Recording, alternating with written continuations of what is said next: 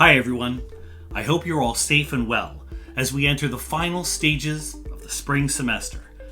I was heartened this past week by the announcement of our Barnard awardees and our first ever Truman Scholar, all outstanding students and all the product of an exceptional Southern education.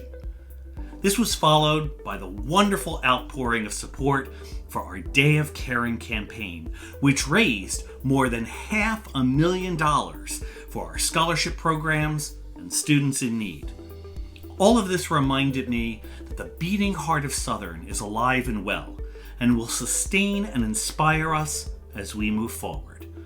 As the semester comes to a close, many of you are starting to look ahead to the summer and then to the fall, wondering what the start of the new academic year will look like. As you know, all of our summer session classes are being held remotely, but a determination on the fall semester is still to be made. I can tell you, however, that planning for the fall has begun in earnest at the state level, at the system office, and here at Southern. The task is immense, as we must examine the merits and repercussions of a number of potential scenarios. It's not as simple as, do we return to campus as we normally do, or do we continue to operate remotely as we've done for much of the spring? Short-term, immediate solutions may also come into play, and we will need to be as flexible as we possibly can to meet the varying needs of our students, both returning and new. As you know, these decisions do not rest with me or Southern alone.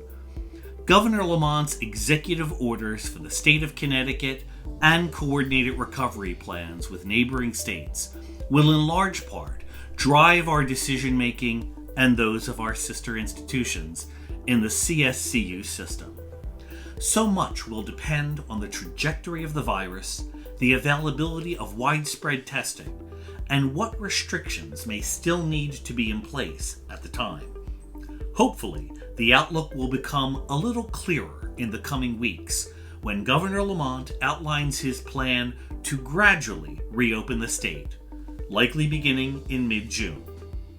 But by necessity, we must begin planning now for teaching and working in the fall, what that may look like, and what obstacles we will have to overcome.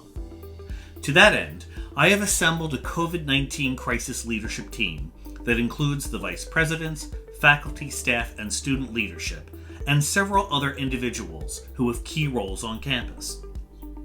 Each vice president has also been charged with gathering a subcommittee from their respective divisions. They will review areas including academic affairs, enrollment management, operations and budget, student services, and foundation community relations.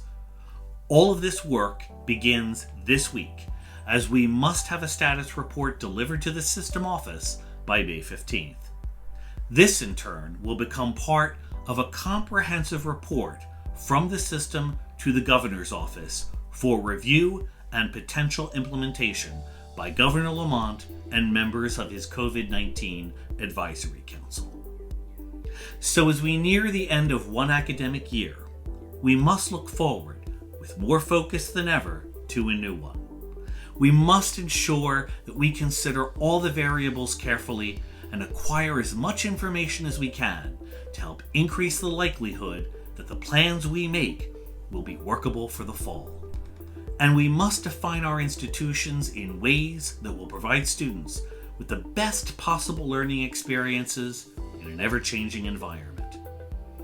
I sincerely appreciate your patience in these uncertain and frustrating times, and I thank each of you and every one of you for your resilience, your dedication, and your care and compassion during the last several weeks. As we begin our planning for the fall, I welcome your creative thoughts and positive engagement as we navigate a new course for Southern together. After all, we are Southern Strong.